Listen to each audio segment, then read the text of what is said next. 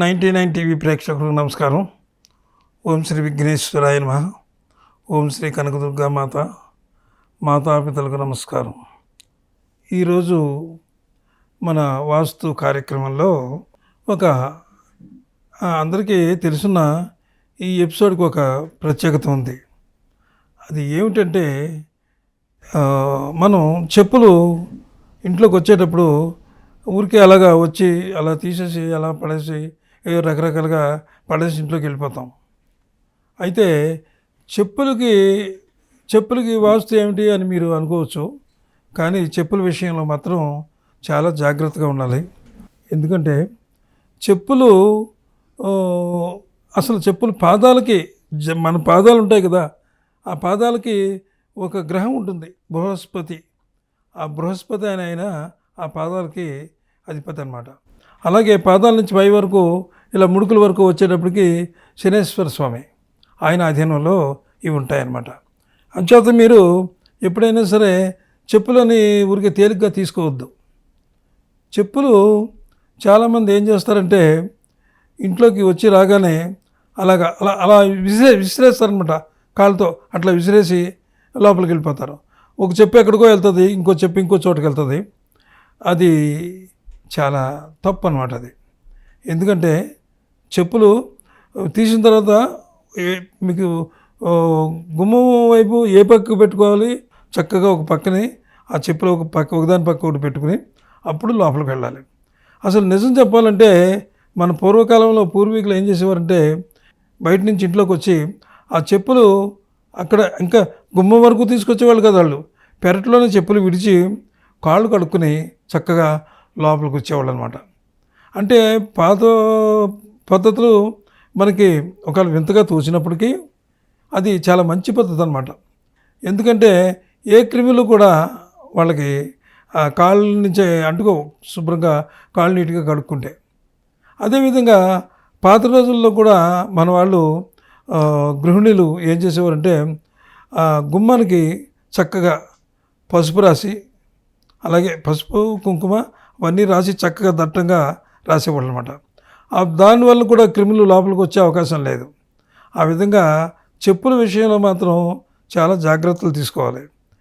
ఇక్కడ ఇంకొక విషయం ఏమిటంటే అసలు ఈ చెప్పులు ఎప్పుడు పుట్టినాయి? ఈవేళంటే మనం రకరకాల షూలు, పాదరక్షలు, తర్వాత అన్ని ఏవో రకాలు చాలా వస్తున్నాయి. షూల్లో బెల్ట్ చెప్పులని, మామూలు చెప్పులని వస్తున్నాయి. కానీ పూర్వకాలంలో అంటే పూర్వం అంటే మరీ పూర్వం కాదు, 80, 70, 80, 90 ఆ ప్రాంతంలో చెప్పులు అనేవి మనం ఏం చేసేవాళ్ళు అంటే కుట్టించుకునేవాళ్ళు. వెళ్ళి మన ఉంటారు కదా కుట్టేవాళ్ళు, చెప్పులు కుట్టేవాళ్ళు, వాళ్ళ దగ్గరికి వెళ్ళి ఆర్డర్ ఇచ్చి కుట్టించుకునేవారు. కుట్టించుకోవడం ఎందుకు కుట్టించుకునేవారు? కుట్టించుకోవడానికి కూడా ఒక ప్రయోజనం ఉంది. ఎందుకు కుట్టించుకున్నారు? వాళ్ళు ఏ చెప్పులు ఇస్తే ఆ చెప్పులు తొలగేసుకోవచ్చు కదా. కానీ అది కాదు, దానికి ఒక ప్రయోజనం ఉండేది. అది ఏమిటంటే ఈ రోజున టెక్నాలజీ బాగా డెవలప్ అయిపోయి ఈ రోజున సాఫ్ట్వేర్ ఇవన్నీ వచ్చేసి జాబులు వచ్చేసి అందరూ కూడా జాబులు చేసుకుంటున్నాం. కానీ ఆ రోజుల్లో, పూర్వం రోజుల్లో అందరికీ కూడా ప్రతి వాళ్ళు కూడా వ్యవసాయమే ప్రధానమైనటువంటి వృత్తి అనమాట. అది వ్యవసాయ వృత్తి అన్నప్పటికీ వ్యవసాయ వృత్తికి చెప్పులకి సంబంధం ఏంటని మీరు అనుకోవచ్చు. ఎందుకు చెప్తున్నానంటే ఈ చెప్పులు అనేవి కుట్టించుకుంటారని చెప్పాను కదా, దగ్గరికి వెళ్ళి ఆ చెప్పులు ఇలా చెప్పు ఇలా ఉంది కదా, ఆ పైన ఇలా కుచ్చుల కింద ఉండేవి అనమాట. కుచ్చుల కింద ఉండేవి చెప్పులు. 2 చెప్పులకి పైన చక్కగా కాళ్ళకి పెట్టుకుని తర్వాత కుచ్చుల కింద కుట్టించుకునేవారు పైకి. అంటే ఇలాగ వేలాడుతూ ఉండేవి అనమాట. అలా ఎందుకు చేసేవారయ్యా అంటే కుట్టే ఆయన దగ్గరికి వెళ్తున్నప్పుడు ఆయనకి ముందే చెప్పేవారు. ఆయన మరి అట్లా కిరసనాలు వేసేవాడు, లేకపోతే ఏ రకమైనటువంటి పదార్థం వాడేవాడో మనకు తెలియదు. నడిచేటప్పుడు పెద్ద శబ్దం వచ్చేది అనమాట. కిర్రు కిర్రు కిర్రు కిర్రు అని శబ్దం వచ్చాయి ఆ చెప్పులు అనమాట. సరే, చెప్పులు శబ్దం ఎందుకు రావాలి, అంత శబ్దం ఎందుకు పెట్టుకున్నారు రైతులు అని ఒక పాయింట్ మనకు రావచ్చు. ఎందుకు పెట్టుకున్నారు అంటే ప్రధానమైనటువంటి వాళ్ళ వృత్తి ఈ వ్యవసాయమే కాబట్టి పైర్లు బాగా పెరుగుతూ ఉంటాయి. అంటే చాలా రకరకాల పైర్లు వేస్తారు. వేరుశనగ వేస్తారు, చెరుకు వేస్తారు, తర్వాత వరి రకరకాలైనవి వేస్తారు కదా పంటల్లో. అయితే ఈ పగలు పొలం వెళ్ళేటప్పుడు పెద్ద ఇబ్బంది ఉండేది కాదు రైతులకి. సరే ఒక్కో రోజు మరి సాయంత్రం పూట రావాలి కదా ఇంటికి. అంటే యాక్చువల్గా పగలు కూడా కావాలి. రాత్రిపూట వచ్చేటప్పటికి వాళ్ళు నడిచి వచ్చేటప్పుడు ఈ గట్లు ఉంటాయి కదా, చేలగట్లు, ఈ గట్ల మీదకి చల్లగాలికి పాములు, జర్రిగుడ్లని ఇవన్నీ అక్కడ కరెక్ట్గా వాటి మీద ఉండేయట. అంటే వాళ్ళు చెప్పడమే, మనం చూడలేదు. నిజంగా నేను కూడా చూడలేదు. మా నాన్నగారు మా తాతగారు వాళ్ళు ఎప్పుడో వాళ్ళు చెప్పేవే. అవి పాములు వచ్చి ఆ గట్టు మీద ఉండేవట. ఆ పాములు ఈ శబ్దానికి తప్పుకునేయట. కిర్రు అంటే అమ్మో ఎవరో మనుషులు వస్తున్నారని చెప్పి, అంటే పాములైనా ఎవరైనా ఏ జీవి అయినా వాళ్ళ జోలికి మనం వెళ్ళినంతసేపు మన జోలికి వాళ్ళు రావు. పాము అయినా సరే అలాగే పక్క నుంచి వెళ్ళిపోద్ది. దాన్ని ఏమైనా చేస్తేనే అది తిరగబడుతుంది. అలాగే ఆ కిర్రు మోతకి ఎప్పుడైతే వచ్చేవాళ్ళో పక్కకు పోయాయి అనమాట. పక్కకు పోతే వాళ్ళు హ్యాపీగా నడిచేసేవారు. అలాగే వెళ్ళేటప్పుడు కూడా ఆ కిర్రు మోత అనేది ఆనాడు పుట్టబడిన తర్వాత ఇప్పుడు మరి అయితే ఇక్కడ ఒక చిన్న విషయం. అలాగా ఆ రకమైన కిర్రు మోతలు అప్పుడు ఉన్నాయి. కానీ ఇప్పుడు చిన్నపిల్లలు తొడుక్కుంటారు చూసారా, ఈ బేబీస్ వాళ్ళు తొడుక్కునే వాళ్ళు లైట్ వెలుగుతుంటుంది, అది సౌండ్ వస్తుంది అంట, మ్యూజిక్. అంటే అది ఈ టెక్నాలజీ పెరిగిన తర్వాత ఈ రకంగా దీన్ని ఈ వేళకు వచ్చిందనమాట అది. అయితే ఇక్కడికి మనం ఒక విషయం గమనించాలి. ఏమిటంటే అది రైతులు వచ్చి, ఇందాక ముందే చెప్పాను కదా, రైతులు వచ్చి బయటే చెప్పులు తీసి చక్కగా కాళ్ళు చేతుల ముఖం కడుక్కుని చాలా శుచిగా ఉండేవారు రైతులు. అంటే అంత చక్కగా వాళ్ళు పద్ధతులన్నీ మంచిగా అవలంబించి చాలా చక్కగా ఉండేవారు అనమాట వాళ్ళు. అంచేత లోపలికి వెళ్ళేవాళ్ళు, కూర్చునేవారు. అంటే ఎప్పుడు కూడా చెప్పులతోటి ఇంట్లోకి వెళ్ళకూడదు మనం. సరే, ఇది ఇలాగ ఉంది కదా, ఈ చెప్పులు ఏ పక్కన విడవాలి? చెప్పులు మన ఇంట్లో ఏ ప్రదేశంలో, అంటే ఏ దిక్కున మనం చెప్పులు విడిచి మన ఇంటికి మనం లోపలికి వెళ్ళాలి అంటే వాటికి కూడా ప్రదేశాలు ఉన్నాయి. ఇప్పుడు మనం తూర్పు దిక్కుని ఒక గుమ్మం ఉందనుకుందాం. తూర్పు దిక్కున మనం గుమ్మం ఉంటే మనం ఇంట్లోంచి లోపలికి వెళ్తున్నాం, మళ్ళీ బయటికి వెళ్తాం. లోపలికి వచ్చేటప్పుడు ఏమవుతుందంటే, తూర్పు నుంచి వచ్చేటప్పుడు మనకు తూర్పు నుంచి మనం ఎప్పుడైతే వస్తున్నామో మనకు లెఫ్ట్లో తూర్పు ఉంటుంది, రైట్లో పడమర ఉంటుంది. అప్పుడు మనం చెప్పులు ఎక్కడ విడాలి? పడమర సైడు విడవాలి. అక్కడ విడిచి లోపలికి రావాలి. అంటే ఇప్పుడు ఈ రోజుల్లో అపార్ట్మెంట్స్ ఇవన్నీ ఈ కల్చర్ వచ్చేసిన తర్వాత చెప్పులు బయట విడిచి కాళ్ళు కడుక్కుని ఇవన్నీ చేయడానికి సమయం లేదు. అలాగే ఈ జీవన విధానం స్పీడ్ అయిపోయిన తర్వాత అవన్నీ కుదరట్లేదు. అయినా తప్పనిసరిగా పడమరలో విడవండి చెప్పులు. అలాగే దక్షిణ గుమ్మాలను బట్టి దక్షిణంలో విడవండి. తూర్పు ఉత్తరంలో మాత్రం చెప్పులు మాత్రం విడవద్దు. విడిస్తే దానివల్ల చాలా వాస్తు దోషం ఉంటుంది, అది మీరు గమనించాలి. ఇకపోతే కొంతమంది ఇళ్లల్లో ఏమవుతుందంటే, ఈవేళ అపార్ట్మెంట్స్ వచ్చేసినాయి. అపార్ట్మెంట్లో రకరకాలుగా ఉన్నాయి అవి. ఒక గుమ్మేమో నైరుతికి ఉంటుంది, ఒక గుమ్మేమో ఈశాన్యానికి ఉంటుంది. ఇలా వచ్చేటప్పుడు ఇంజనీర్స్ ఏం చేస్తారంటే, ఆ స్థలాభావాన్ని బట్టి కరెక్ట్గా వాళ్ళు ఆ ప్లాన్ బట్టి తీసుకెళ్తారు ముందుకి దాన్ని.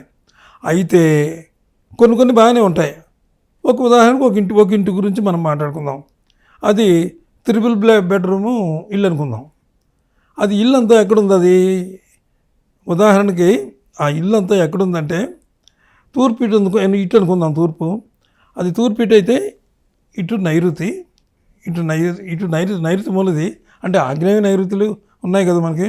అంటే నైరుతి మూలలో బెడ్రూమ్ ఉంది, తర్వాత ఇంకో బెడ్రూమ్ ఉంది వాయువులో, ఇంకో బెడ్రూమ్ ఏమో ఇటు ఆగ్నేయంలో ఉంది. ఇలా ఉన్నాయి.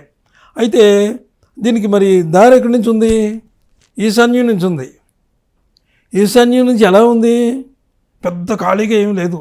అపార్ట్మెంట్స్ కట్టేటప్పుడు పెద్ద మన ఊర్లో ఇల్లు కట్టినట్టు ఇంతంత ఖాళీ స్థలాలు వదిలేసి బాగా ఒక 10 అడుగులు అలాగ వదలటానికి లేదు.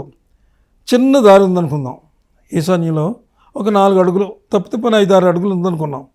మరి చెప్పులతోటి మనిషి రావాలి. బెడ్రూమ్లో పెట్టుకోలేరు, హాల్లో పెట్టుకోలేరు. మరి చెప్పులు ఎక్కడ పెట్టాలి? నడిచేటటువంటి అంటే మనం ఎక్కడ నడుస్తున్నాం? మనకి అది తూర్పు ఈశాన్యం అవుతుంది కదా, ఆ ఈశాన్యంలోనే చెప్పులు పెట్టుకోవాలి మనం. ఈశాన్యంలో మరి చెప్పులు పెట్టవచ్చా? గుమ్మం దగ్గర ఈశాన్యంలో పెట్టకూడదు. అయితే దానికి ఒక రెమెడీ ఉంది. మన గుమ్మానికి ఇక్కడ గుమ్మం ఉంది, ఇంత దూరం వరకు ఏమీ పెట్టకుండా ఆ దారిలోనే, ఆ తర్వాత ఇటు దక్షిణం ఉన్నది కదా మనకి ఇప్పుడు ఈశాన్యం అయినప్పుడు ఇది ఇక్కడ దక్షిణం అవుతుంది. ఇది ఈశాన్యం అంటే తూర్పు, ఇది మనం తూర్పు అనుకున్నాం, ఇది పడమర అవుతుంది. ఏదైనా పడమర దక్షిణం ఏదైనా ఒకటే మనకి. అప్పుడు ఈ పడమర కానీ దక్షిణం కానీ ఆ గోడకి చేర్చి ఒక మనం స్టాండ్ కానీ ఏదైనా పెట్టుకుంటే అప్పుడు మనం ఎలా వెళ్తున్నాం? ఈశాన్యం నుంచి చక్కగా బయటికి వెళ్ళిపోతున్నాం. దానివల్ల మనకేం నష్టం లేదు, ఎందుకంటే మనకి ఇంక స్థలం లేదు, ఉన్న దాంట్లోనే రెమెడీ. దానివల్ల తప్పు కూడా లేదు. ఈ పక్క నుంచి పెట్టుకుని మనం ఇలాగ ఈశాన్యంగా మనం వెళ్ళిపోవచ్చు చక్కగా. పొరపాటుని ఇటుగాని పెట్టుకుని ఈశాన్యంలో పెట్టుకుని ఈ పక్క నుంచి నడిచి వెళ్ళామంటే వాస్తు దోషాలు తగులుతాయి మనకి. అదొకటి. ఆ రకంగా కూడా చాలామంది చూసుకోవాలి. మీ ఇంటి పరిస్థితి ఎలా ఉంది దాన్ని బట్టి మీరు చక్కగా ఆ వాస్తు ప్రకారంగా నడిచేటప్పుడు చెప్పుల స్టాండు ఇలా పెట్టుకోండి. అయితే చెప్పుల స్టాండ్కి ఖచ్చితంగా మీరు కవర్ వేసుకోవాలి. చెప్పుల స్టాండ్ కవర్ వేసుకోవాలి. అలాగే ఇందాకే చెప్పాను మీకు ఏంటంటే ఆ చెప్పులు ఎలా వచ్చాయి ఇలా ఇటు చేయొద్దు, ఎందుకంటే అవి ఒక్కోసారి గుమ్మానికి తగలవచ్చు. గుమ్మానికి తగిలేసినా మీరు వెళ్ళిపోతారు లోపలికి. లక్ష్మీదేవి అనమాట, మీ ఇంట్లో లక్ష్మీదేవి అడుగు పెట్టదు. మీ చెప్పులు గుమ్మానికి తగిలియా లక్ష్మీదేవి మీ ఇంట్లో అడుగు పెట్టదు. కాబట్టి చెప్పుల విషయంలో ఆ ఈశాన్యంలో నడిచే విషయంలో కొంచెం మీరు జాగ్రత్త పడండి. సరే, ఇప్పుడు ఈశాన్యం నుంచి బయటికి వెళ్ళే వాళ్ళ గురించి మనం మాట్లాడుకున్నాం. అయితే కొంతమంది ఏం చేస్తున్నారంటే చెప్పుల విషయంలో ఒకరు తొడిగిన చెప్పులు మరొకరు తొడగవచ్చా అనేటటువంటి ఒక అనుమానం ఒకటి ఉంది, సందేహం. ఒకరు తొడిగిన చెప్పులు ఒకరు తొడగడం అంటే ఇక్కడ 2 రకాలు ఉన్నాయి, ఒక రకం కాదు. ఒకళ్ళు కొత్తగా చెప్పులు కొనుక్కున్నారు అనుకుందాం, వాళ్ళకి టైట్ అయిపోయినాయి. ఒక అబ్బాయి చెప్పులు కొనుక్కున్నాడు, అతనికి టైట్ అయిపోయినాయి. ఆ తమ్ముడు ఉంటాడు కదా, ఆ అబ్బాయి ఏం చేశాడంటే 1 రోజు 2 రోజులు బయటకు వేసుకెళ్ళాడు, టైట్ అయిపోయి వాళ్ళ తమ్ముడికి ఇచ్చేసాడు. ఒరే నాకు ఇవి టైట్ అయిపోయినాయి, మరి నువ్వు వేసుకో అంటే ఆ తమ్ముడికి సరిపోయినాయి. అది ఏంటి, వితిన్ 1 వీక్ ఒక 10 డేస్ లోపల ఆ ఇంట్లో మార్చేసుకోవచ్చు, ఏం పర్వాలేదు. అయితే కొంతమంది ఏం చేస్తారంటే చెప్పులు బాగా అరిగిపోయే వరకు బాగా తొడిగి ఆ తర్వాత నువ్వు ఎలాగో ఈ చెప్పులు బాగున్నాయి కదా నేను మళ్ళీ కొనుక్కుంటానులే అని ఎవరు అన్నారనుకోండి ఇంట్లో, అప్పుడు ఏమవుతుందంటే బాగా తొడిగిన చెప్పులు ఆ తమ్ముడికి ఇవ్వకూడదు. ఎందుకంటే అది వాస్తురీత్యా అది చాలా తప్పని చెప్పబడింది అనమాట. వాస్తురీత్యా దోషం. అలాగా బాగా తొడిగేసి నలిగిపోయినటువంటి బాగా డిస్టర్బ్ అయిపోద్ది అనమాట. అప్పుడు వదిలేస్తారు దాన్ని, అది మళ్ళీ ఇంకొకరు వేసుకోకూడదు. అదొకటి గమనించండి. అయితే ఇక్కడ ఇంకొక విషయం ఏమిటంటే ఈ చెప్పులు అనేవి మనం జనవరిలో కొన్నాం అనుకోండి. ఒక విషయం, జనవరిలో కొంటే మనం చాలామంది ఏం చేస్తున్నారంటే సంవత్సరం మళ్ళీ జనవరి వరకు మళ్ళీ చెప్పులు కొనుక్కోరు. ఇంకా కావాలంటే ఇంకో రోజులు కూడా ఉంచుకుంటారు. అలాగే ఎప్పుడు ఉంచుకోవద్దు. ఎందుకంటే మీరు చెప్పులు తీసుకున్న తర్వాత మినిమం ఒక 6 months అంటే షూలు అవి మరి అలా అంటున్నారు కదా, కాస్ట్లీ షూలు 6 మాసాల్లోనే బయట ఎక్కడ పడేయమంటారు మీరు అని మీరు అడగచ్చు. షూలకి అయితే ఇబ్బంది లేదు, ఎందుకంటే మీరు అప్పుడప్పుడు వేసుకుంటారు కాబట్టి. డైలీ వేసుకునే షూస్ మాత్రం 6 monthsలో మార్చేయాలి, అందులో అనుమానం లేదు. చెప్పులు కూడా 6 monthsలో మార్చుకోవాలి. అప్పుడప్పుడు స్పెషల్గా ఫంక్షన్స్కి వాటికి వేసుకెళ్ళేటటువంటి షూలు ఉంటాయి కదా, అవి ఏం మార్చక్కర్లేదు. అవి మీకు బాగున్నాళ్ళు అవి తొడుక్కోవచ్చు.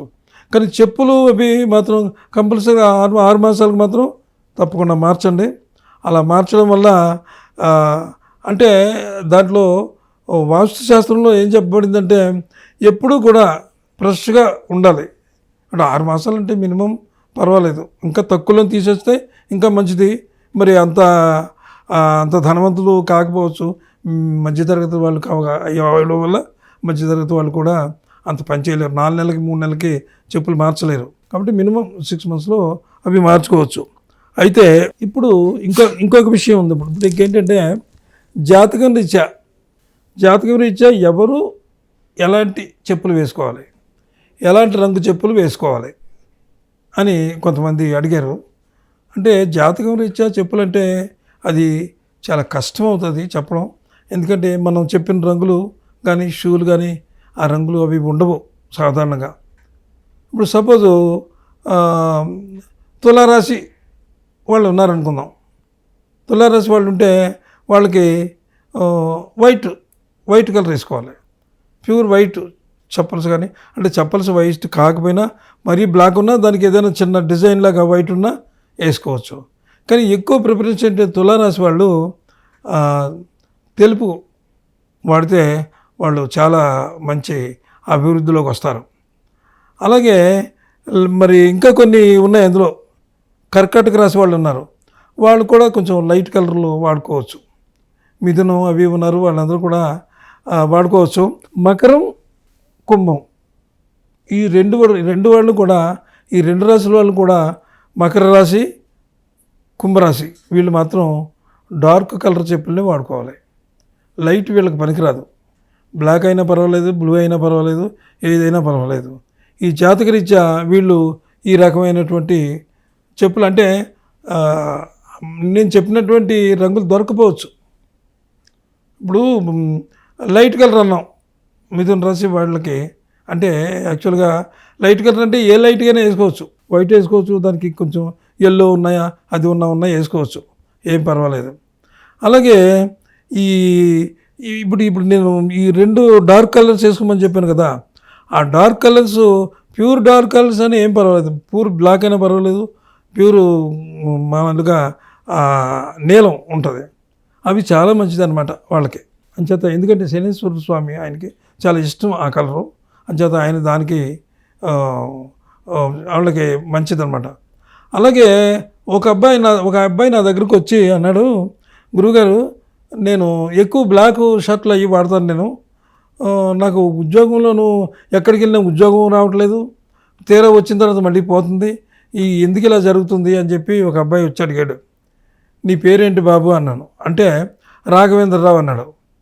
నువ్వు రాఘవేంద్రరావు నీ పేరు, నువ్వు వేసుకునేది బ్లాక్ రంగు అంటే నాకు బ్లాక్ రంగు అంటే చాలా ఇష్టం అండి, నేను తెల్లగా ఉంటానండి, అంచేత నాకు అందరూ నీకు బ్లాకే నప్పుతుందిరా, బ్లాక్ మాత్రం వేసుకో, భలే క్లాస్గా ఉంటావు నువ్వు, మంచి స్ట్రక్చర్ మంచి పర్సనాలిటీ ఉంది అని వాళ్ళందరూ పొగుడుతుంటే ఈ అబ్బాయి అన్ని బ్లాక్ షర్ట్లు అవి బ్లూ అవి వాడడం మొదలెట్టాడు.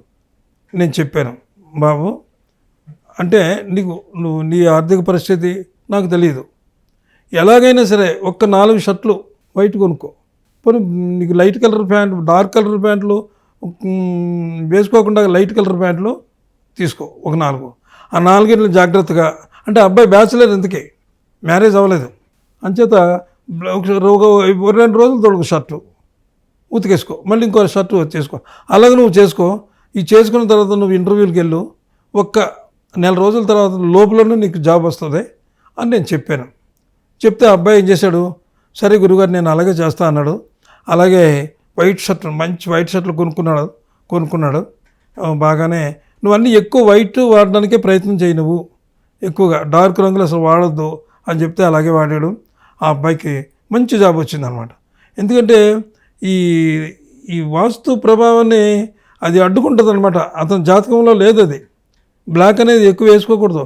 బ్లాక్ వేసుకున్నప్పుడు ఏదో సమస్య అతనికి, ఆ పెద్ద పైనుంచి యజమానులు ఏదో ఒకటి అనడము, ఒక జాబ్ చేస్తున్నాడు అనుకోండి, ఆ జాబ్లో పై అధికారులు ఏదో ఒకటి అనడము, లేకపోతే ఇతనికే ఏదో ట్రాఫిక్లోనో ఎక్కడో ఏదో ఏ బండి ఎక్కడ స్క్రిప్ట్ అయిపోవడము, ఇలాంటి సమస్యలు జరుగుతాయి.